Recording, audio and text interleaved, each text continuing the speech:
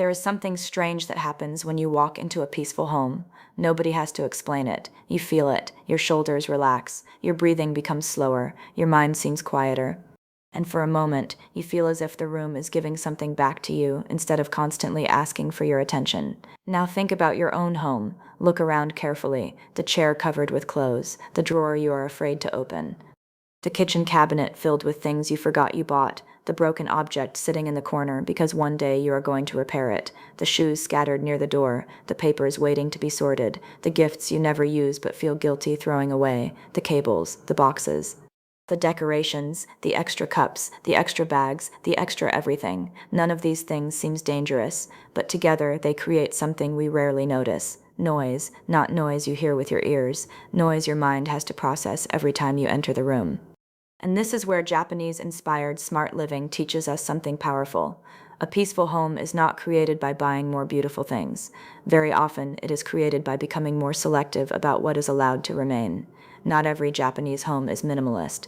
Not every family follows the same habits, but Japanese living offers several powerful ideas about boundaries, order, usefulness, simplicity, and respect for possessions.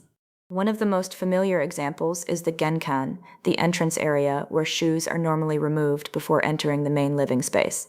It creates a physical boundary between the outside world and the inside of the home. There is also the Japanese idea of mottainai, a feeling of regret toward unnecessary waste and a reminder to value resources rather than consume carelessly. And when these ideas come together, they reveal a completely different question about your home. Instead of asking, "What else should I buy?" ask, "What should no longer be here?" Because sometimes the fastest way to improve your home is not to add something, it is to remove something. Today, we are going through 10 things peaceful Japanese-inspired homes try not to keep, organized into 7 powerful lessons. Some will seem obvious. Some may make you uncomfortable. And one of them may explain why you clean your home again and again, but it somehow becomes messy only a few days later. Stay until lesson 7, because the final principle is not really about decluttering. It is about creating a home that almost organizes itself. And once you understand it, you may never look at your possessions the same way again. Let's begin. Lesson 1. Protect the border between the world and your home. Thing #1. Outdoor shoes inside the living space. Your home begins before your living room. It begins at the door. That sounds simple, but it changes everything. Imagine coming home after a difficult day. You have carried deadlines, conversations, traffic, noise, stress, other people's moods, your own worries. You reach your front door, you open it. And without thinking, you walk through every room wearing the same shoes that carried you through the outside world. Physically, you have entered your home, but mentally, you may never have arrived. The Japanese genkan offers a different message. Outside stops here, inside begins here. Shoes come off. The boundary is respected. And although this seems like a small household habit, there is a much bigger philosophy hidden inside it.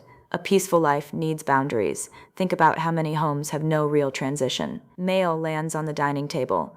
Shopping bags remain beside the sofa. Shoes spread across the entrance. Work laptops move into the bedroom. Laundry moves onto chairs. Delivery boxes stay in the hallway. Objects simply enter. Nothing tells them where to stop, and slowly the outside world occupies the inside world. You do not need a traditional Japanese entrance to learn from this. You need a boundary. Create a landing zone near your door. Shoes stop here. Keys stop here. Bags stop here. Mail stops here. Umbrellas stop here. Anything arriving from outside should have a temporary place before it travels deeper into your home. Why? Because when an object crosses a boundary without a destination, it becomes clutter. A pair of shoes beside the door is manageable. A pair beside the sofa, another pair under the table, another pair beside the bed, another pair in the hallway. Now your house is reacting to your habits instead of supporting them. The lesson is bigger than shoes. When you return home, allow yourself to arrive. Put away the bag. Remove the shoes. Hang the coat. Place the keys where the keys belong. Wash your hands. Change your clothes if that helps you reset. Take 10 seconds and allow your body to understand, I am home now. We often expect our homes to give us peace while continuously carrying chaos through the front door, but peace needs protection, and your front door is the first line of defense. Notice something else. When you remove your shoes before entering, you become more aware of the floor. And when the floor matters, the entire room starts to feel different. You notice what has been dropped there. You notice what does not belong there. You begin treating the home less like a storage container and more like a living environment. That awareness matters.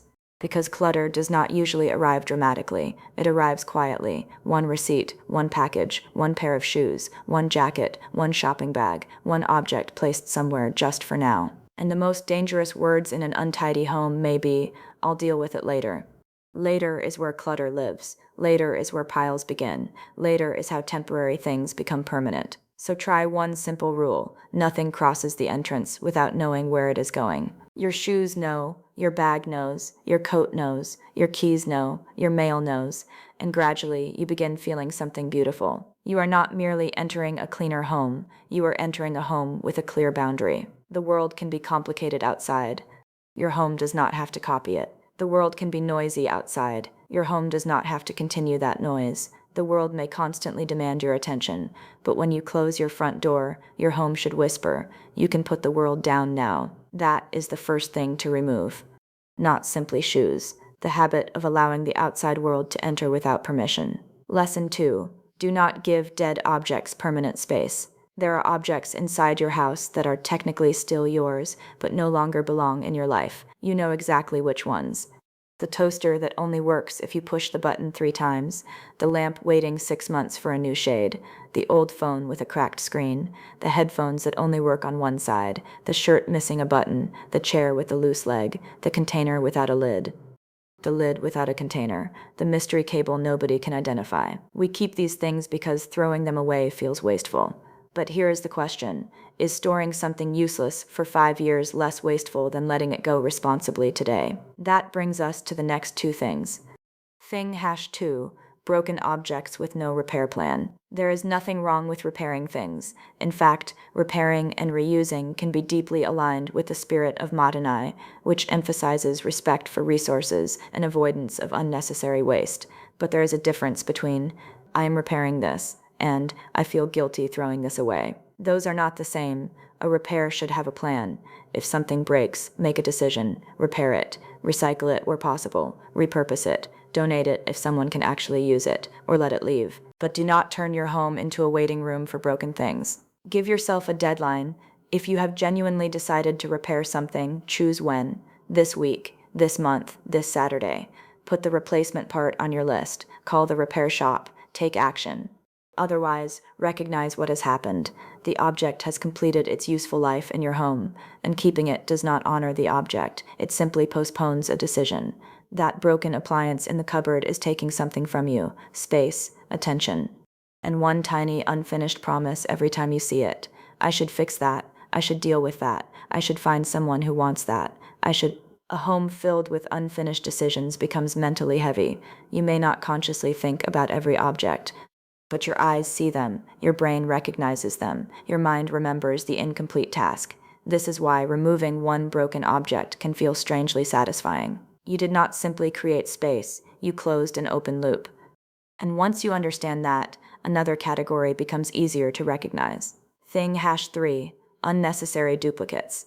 Open your kitchen drawer. How many spatulas do you need? Now count them. Open the cupboard. How many mugs do you use? Now count those. How many reusable shopping bags? How many pens? How many towels? How many bottles? How many charging cables? How many almost identical shirts? How many food containers? How many notebooks waiting for the perfect occasion? We often believe clutter comes from having bad things, but some of the most stubborn clutter is created by having too many good things. 7 perfectly useful mugs can still be too many mugs for one person. 15 towels can all be functional and still overwhelm a small storage space. 20 pens can all work. You still only have 2 hands.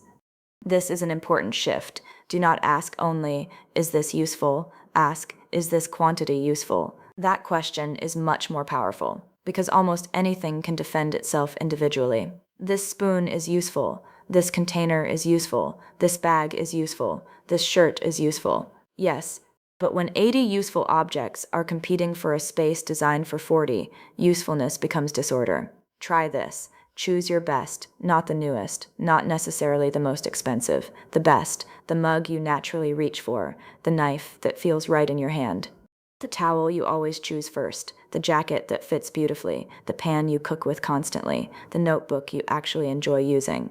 When you pay attention, your habits reveal your favorites. We often own 10 versions of something while repeatedly choosing the same two.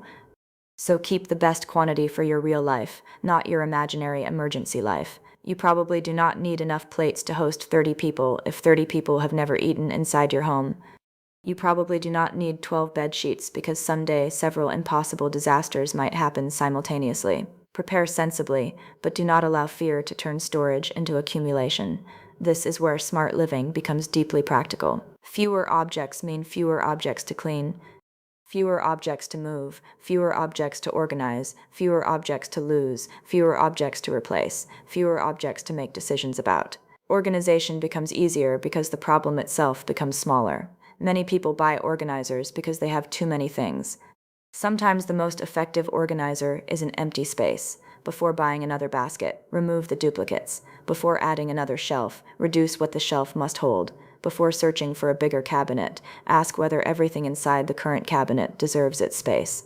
The goal is not deprivation. The goal is enough. Enough plates, enough clothes, enough towels, enough tools, enough food, enough. There is a quiet freedom in that word. Because when you understand enough, advertisements lose some of their power over you. You stop confusing another object with another improvement. You stop believing every problem needs a purchase. Sometimes you already own the answer, and sometimes the answer is owning less. Lesson 3. Empty space is not wasted space. This may be the hardest lesson for people who love filling their homes. We see an empty wall and think, something should go there. We see an empty corner, maybe a table. We see an open shelf, I should decorate it. We see space beneath a bed, more storage. We see an empty kitchen counter, perhaps another appliance. We are uncomfortable with emptiness, so we fill it. Then we organize what we filled it with. Then we buy containers to organize the organizers. Then one day we look around and wonder why the house feels smaller. Here is a different idea. Empty space has a job. Its job is to let the room breathe.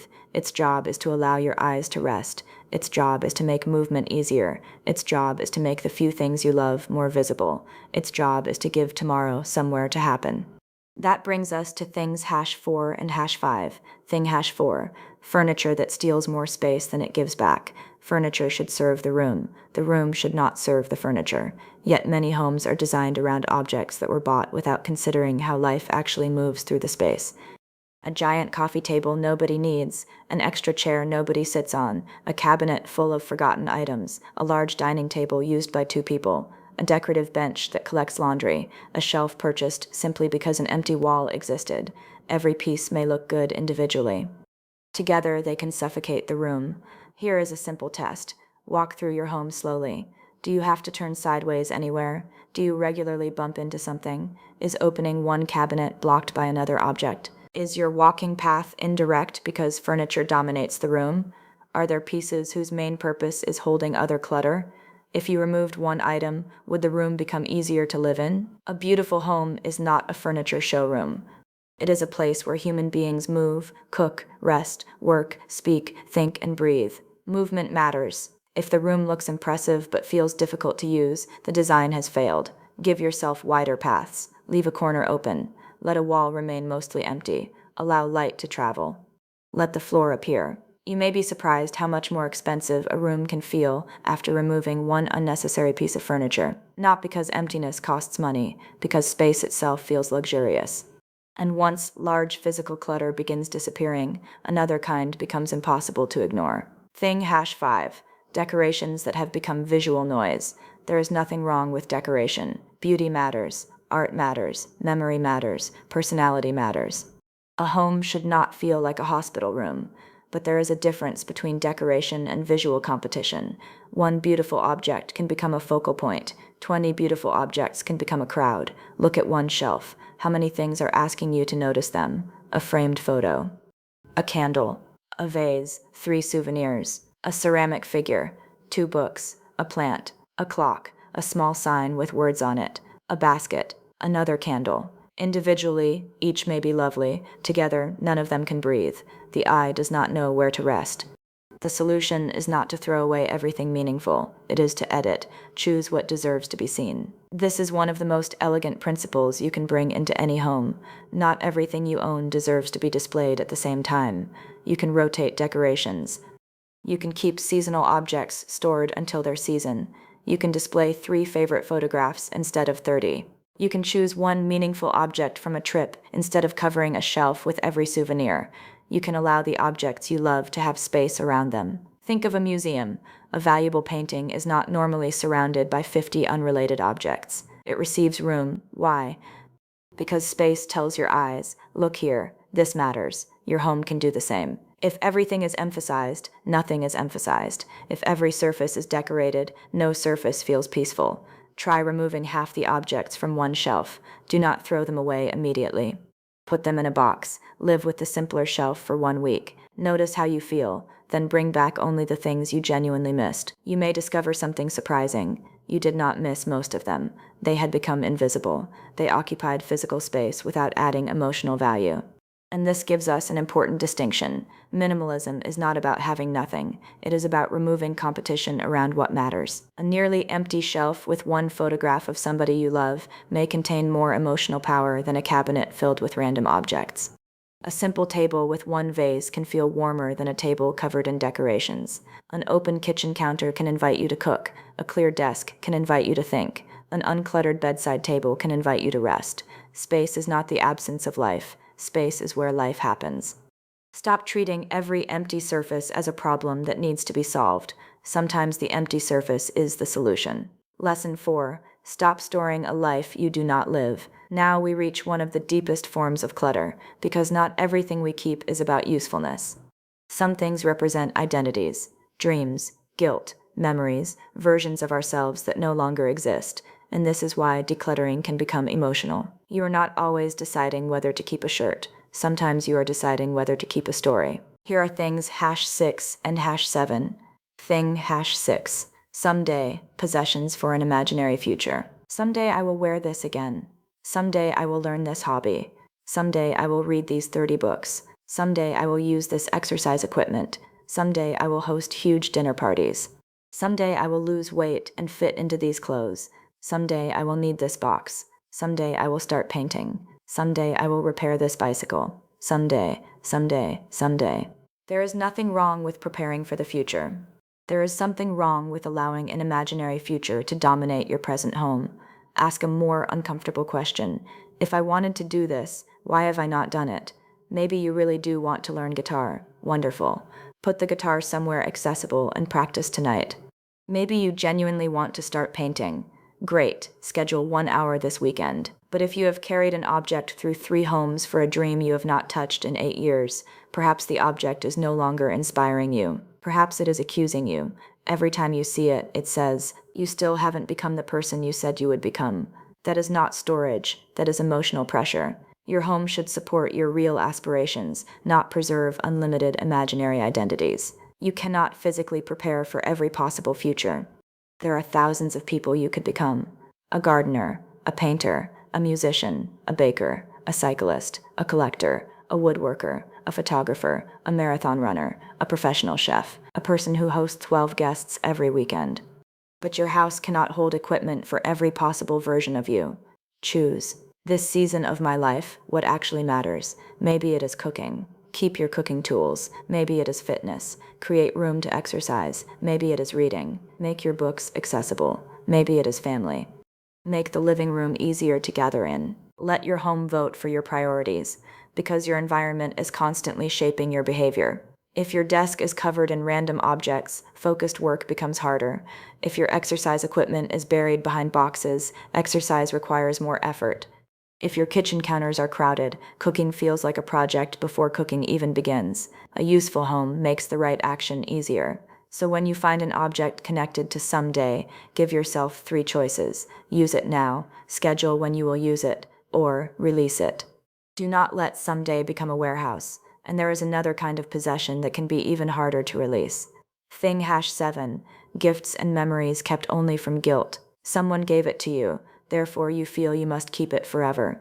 Your aunt gave you that vase. A friend gave you that sweater. Someone brought you that souvenir. You received that decorative plate years ago. You do not use it. You do not particularly like it, but getting rid of it feels disrespectful, so you store it, year after year. Here is something worth remembering. A gift completes its first purpose when it is given and received with love. You are not required to provide lifelong storage for every object another person has ever chosen for you. Love is not inside the object. Memory is not inside the object. The object may remind you of love, but the love itself is bigger. If an item is meaningful, keep it proudly, display it, use it, enjoy it. But if an item creates only guilt, ask whether you are preserving the relationship or preserving obligation. They are different. The same applies to sentimental possessions. We sometimes believe throwing away an object means throwing away the memory, but imagine you have 20 boxes belonging to a previous chapter of your life: school papers, old clothes, birthday cards, broken toys, receipts from trips, ticket stubs, old electronics, every handwritten note, every gift, every souvenir, every item associated with someone. At what point does remembering become storing? You do not need to erase your past. You need to curate it. Keep the best representative memories. Maybe instead of 50 school papers, keep 3 that make you smile. Instead of every birthday card, keep the few containing meaningful messages. Instead of 6 objects connected to one journey, keep the one you actually treasure. Take photographs of items whose memory matters more than their physical form. Create 1 memory box instead of 5. Make sentiment intentional, because when everything from the past is precious, your present has nowhere to live. That sentence matters. When everything from the past is precious, your present has nowhere to live. Your wardrobe should fit the person you are dressing today.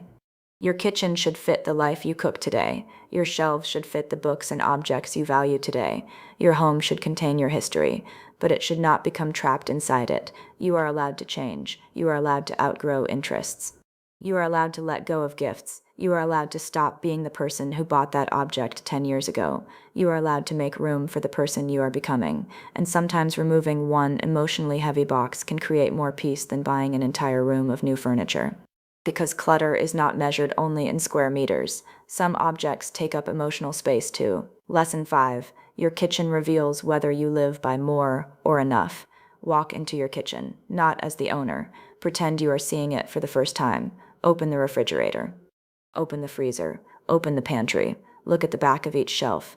You may discover an archaeological site, a sauce you bought for 1 recipe 18 months ago, 3 open jars of the same thing, frozen food you can no longer identify, spices old enough to have a personal history. Snacks nobody likes, ingredients bought because they were discounted, extra cans, extra packets, extra bottles, food hidden behind food. And this brings us to thing #8. Thing #8. Excess food that will become waste. One of the worst kinds of clutter is clutter that expires, because you pay for it twice. First with money, then with waste. The Japanese concept of mottainai is strongly associated with regret over wasting usable resources, and food waste reduction continues to be an active issue in Japan. The lesson for the home is simple. Do not buy food merely because you have space to store it. Buy food you have a realistic plan to use. This sounds obvious, yet supermarkets are very good at making more feel responsible. Buy 2, get 1 free, family size, value pack, mega pack, stock up, save money. But saving money on food that eventually gets thrown away is not saving money. It is purchasing future trash at a discount. There is a better system. Before shopping, look at what you already have, not what you think you have, what you actually have. Check the refrigerator, check the freezer. Check the pantry. Choose meals partly around what needs to be used first. Place older items where they can be seen. Move newer items behind them when appropriate. Create 1 simple use first area in the refrigerator. That little area can save food, money, and mental effort. When you see 3 ingredients approaching the end of their useful life, your next meal becomes obvious. Cook those first. This also changes the way your kitchen feels. When food is visible, you know what you have. When cupboards are overfilled, ingredients disappear. And invisible food is often wasted food. A full refrigerator can strangely create the feeling that there is nothing to eat. Why? Because there are too many decisions, too many hidden items, too many unfinished ingredients. A simpler kitchen makes food easier to understand. This principle applies to kitchen tools too. Do you need 5 gadgets for 5 tasks that 1 knife can perform? Do you need an appliance you use once a year, occupying valuable counter space every day? Could rarely used tools live inside a cabinet instead? Could frequently used tools be easier to reach? Your kitchen should be designed around behavior. Things you use daily should require little effort. Things you use rarely should not occupy the best space. Things you never use should not occupy any space. And here is a habit worth trying. For 7 days, do not buy any unnecessary groceries. Use what you already have. Look creatively at your pantry. Finish the open packets. Cook from the freezer. Use the vegetables before they spoil. Finish one jar before opening another. You may discover you have far more food than you realized, then notice the emotional effect. There is satisfaction in using something completely. The last spoonful, the final portion, the finished bottle, the empty container. It feels complete. Consumption becomes conscious. You stop endlessly opening new things before finishing the old ones. And this is where mottainai becomes more than environmental language. It becomes a way of respecting what entered your home. If you bought it, use it. If you cooked it, value it. If you own it, care for it. If you no longer need it, let it move somewhere useful when possible. Respect is different from hoarding. Hoarding says, I cannot let this go. Respect says, I will not waste what I choose to keep. That distinction can transform your entire home. Lesson 6. Remove the clutter your brain sees before you do. Some rooms are technically organized and still feel stressful. Everything might even have a place. Yet when you enter, something feels busy. Why? Because the room contains too many visible instructions. Read this, move this, clean this, file this, charge this, finish this, put this away. Visual clutter is not just about quantity. It is about how many separate things compete for your attention. That brings us to thing #9. Thing #9. Uncontrolled visual noise. Look at your kitchen counter. Now imagine every object there is quietly calling your name. Coffee maker, toaster, blender, vitamin bottle, mail, water bottle. Keys, dish soap, paper towel, fruit bowl, chargers, random cup, plastic bag, receipt, shopping list, small appliance, another appliance. One object does not create much noise. 20 objects do. Now look at your desk. Laptop, 2 notebooks, 3 pens, a cable, a second cable, headphones, bills, a coffee cup, a box, a charger, old documents, a receipt, a book you are not currently reading, a package you need to return. No wonder focusing feels difficult. Your desk contains 15 unfinished conversations. The solution is not to hide every object. The solution is to decide what deserves visibility. Use a simple rule. Daily things may stay visible. Occasional things should usually disappear. If you use the coffee maker every morning, keeping it accessible makes sense. If you use a blender once every 2 weeks, perhaps it does not need permanent counter space. If you read 1 book at night, leave 1 book beside your bed, not 11. If you are currently working on 1 notebook, let that notebook stay on the desk. The other notebooks can wait somewhere else. This creates a powerful psychological effect. The room begins telling you what matters now. Not everything. Now. That word is important. Our homes often display every responsibility simultaneously. A bill on the table, laundry on the chair, documents on the desk, shopping bags at the door. Work equipment beside the sofa, exercise equipment in the bedroom. Every role in your life is shouting at you from every room, but rooms can have identities. The bedroom says, rest. The desk says, focus. The kitchen says, prepare. The dining table says, eat and connect. The entrance says, arrive. When one surface is forced to perform 12 roles, clutter usually follows. The dining table becomes an office, mail station, storage zone, laundry surface, and charging station. Then dinner arrives, and you must clear your own table before using it for its main purpose. This creates friction, and friction is one of the hidden enemies of an organized life. Every extra step makes good habits less likely. If putting something away requires opening a cupboard, moving 3 boxes, lifting another container, and finding a tiny space at the back, you will eventually stop putting it away, not because you are lazy, because the system is badly designed. Make correct behavior easy. A laundry basket should be where clothes naturally come off. A key tray should be near where keys naturally leave your hand. A rubbish bin should be near where rubbish is produced. Frequently used kitchen tools should be near where you use them. Charging stations should be where devices actually need charging. Organization should follow human behavior, not fight it. Now consider paper. Paper is dangerous because it looks harmless. 1 sheet becomes 3, 3 become 12, 12 become a pile. The pile becomes invisible because it has been there so long. Then you create a second pile because you do not want to disturb the first pile. Soon the table has neighborhoods, bills, receipts, documents, things to read, things to sign, things you do not understand but are afraid to throw away. Give paper a decision. action, file, digitize, recycle, or discard appropriately. Do not give paper the category called leave on table indefinitely. The same is true for digital-looking physical clutter, cables, chargers, adapters, old phones, remote controls, electronics. Give them homes. Label unfamiliar cables if necessary. Remove cables for devices you no longer own. Do not keep 7 mystery chargers because one day one of them might become important. And pay attention to sound clutter too. Notifications, television playing when nobody watches, several devices making alerts, background noise from morning to night. A peaceful home is also allowed to be quiet. You do not have to fill silence. That may be one of the biggest lessons of Japanese-inspired simplicity. Not every empty moment needs sound. Not every empty wall needs decoration. Not every empty shelf needs an object. Not every empty evening needs entertainment. Not every empty space needs filling. Sometimes emptiness is where your nervous system finally catches up with your life. Try this tonight.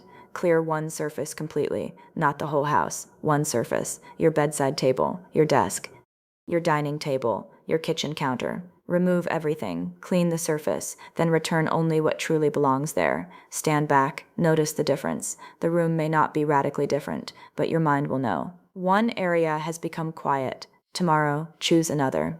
You do not need a dramatic weekend decluttering marathon. Quiet your home one surface at a time, because eventually something interesting happens. When clear surfaces become normal, clutter begins to look strange. You notice it earlier. You deal with it faster. Your standard changes.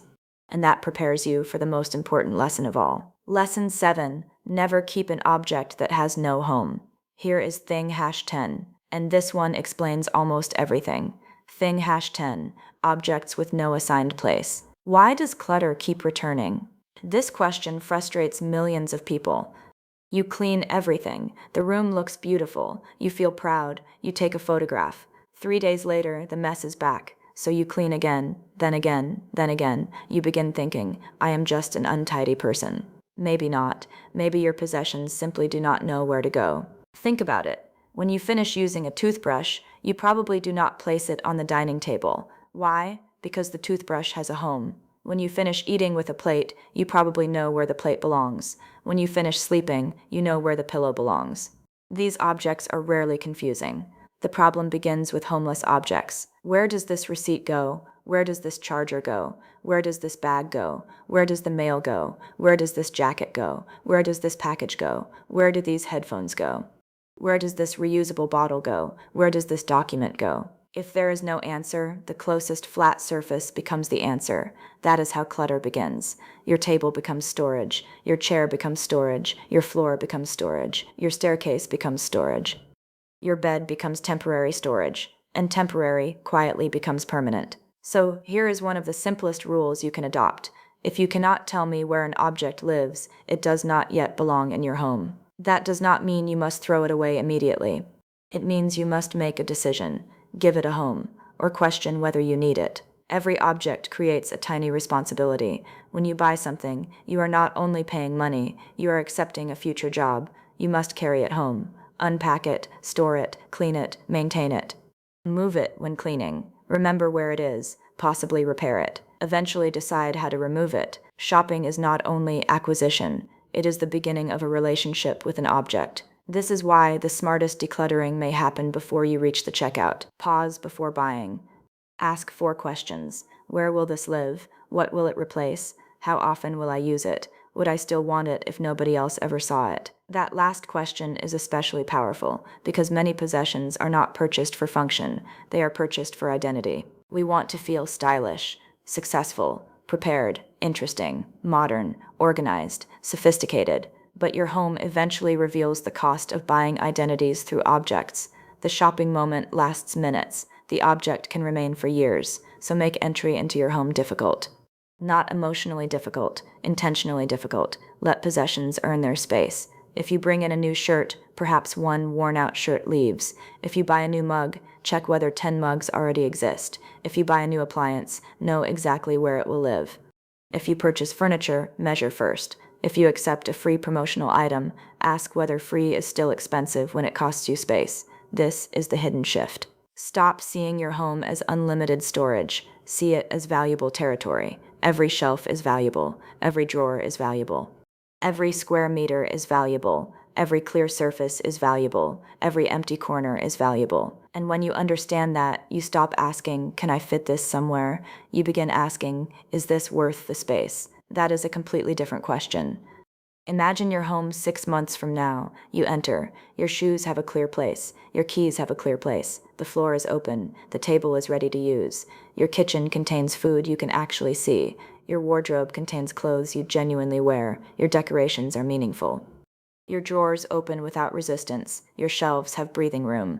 Nothing is waiting to be repaired for 3 years. Nothing is kept purely because of guilt. Nothing is there simply because someday an imaginary version of you might need it. You know what you own. You know where it belongs. And most importantly, your house does not constantly give you work.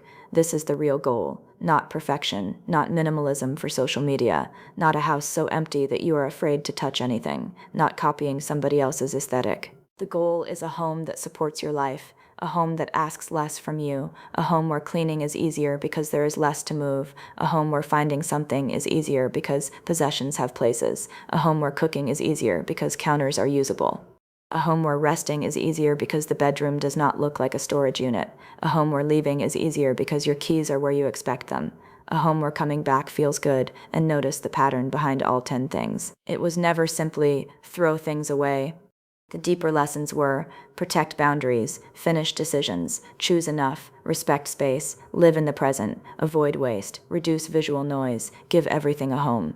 That is smart living. And perhaps this is why a calmer home can change more than your rooms. Your surroundings teach you how to make decisions. Every time you remove something unnecessary, you practice choosing. Every time you refuse an impulse purchase, you practice restraint. Every time you repair something useful, you practice care. Every time you finish what you already have before buying more, you practice gratitude. Every time you clear a surface, you practice simplicity. Every time you give an object a permanent home, you practice order. And these habits do not remain inside your house. They follow you. You begin asking similar questions about your schedule. Why am I keeping commitments that no longer matter? You ask them about your phone. Why am I keeping apps I never use? You ask them about your spending. Why am I buying things simply because they are discounted? You ask them about your goals. Why am I trying to pursue 10 directions at once? You ask them about your mental life. Why am I carrying thoughts that should have been put down long ago? Suddenly decluttering becomes something much deeper. Because the skill you are learning is not throwing things away. The skill is knowing what deserves to stay. And there is a difference. Anyone can empty a room. Wisdom is knowing what to bring back. So do not finish this video and attack your entire house tonight. Start smaller. Walk to your entrance. Look at what should not cross the boundary. Then choose one broken object. Make the decision you have delayed. Choose one drawer of duplicates. Keep your favorites. Clear one surface. Check the food you need to use. Choose one someday object and decide whether someday has finally arrived. Find one object without a home. Give it one decision, then another, because peaceful homes are rarely created through one enormous burst of motivation. They are created through standards, a standard for what enters, a standard for what stays, a standard for what receives space, and a standard for when something has finished its purpose. Your home does not need to impress people. It needs to serve the people living inside it. You do not need the perfect aesthetic. You need enough room to live well, enough clarity to think, enough order to function, enough warmth to feel human, enough emptiness to breathe.